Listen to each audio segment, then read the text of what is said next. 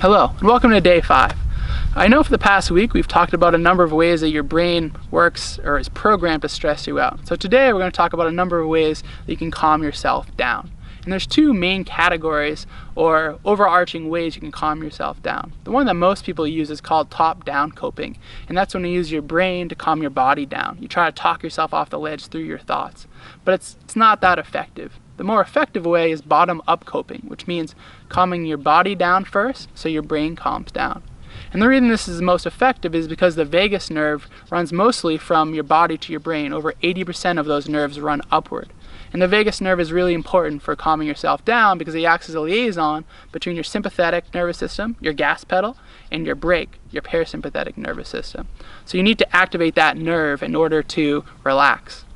But the body's the best way to do that. And the best way to calm yourself down is through your breath. You take around 20,000 breaths per day, but we hardly think about any of those breaths. And that's a problem. Because when you do think about it, you take a conscious breath, a deep in and out breath, that is actually the equivalent of taking a 5 milligram pill of Valium, which is like an anti-anxiety drug. So you can see the power that we already have to calm ourselves down, but we have to take the time and the energy and the effort to do that.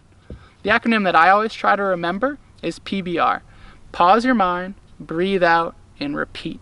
And I'll tell you a little bit why, from a neuroscience perspective, why that is so important. When you pause your mind, you let your prefrontal cortex catch up. Information comes in, a threat of some sort, and it goes directly to your amygdala first, your fear center, because your body wants to know if you should go into fight or flight response. And that takes about 12 milliseconds. But it takes an extra 12 milliseconds to get to your prefrontal cortex, so twice the amount of time. If you don't pause, then that fear center will take over and your fight or flight response will happen.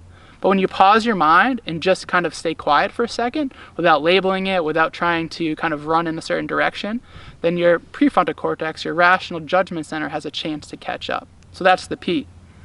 The breathe out is also really important. Most of us think a deep breath is a deep breath in. But a deep breath in just activates your sympathetic nervous system, your gas pedal.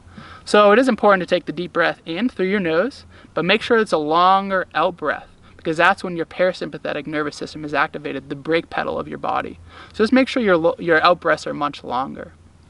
But the in breath is really important too, but try to do that through your nose, because when you breathe in through your nose, that shakes up your sinuses. And when that happens, it releases nitrous oxide, which is similar to what dentists give you, laughing gas, to calm you down.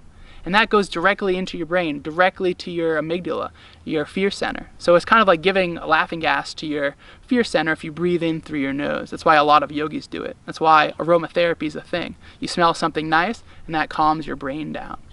So that's P, B, and then R, repetition. So pause your mind, breathe out, and repeat. The repetition part's so important because we all know breathing calms us down, but we usually just do it once and then give up. But it takes 90 seconds for an emotion to run through your body. So you have to give that chance to kind of fight, give your breath a chance to fight back against that emotion. So you have to repeat the process.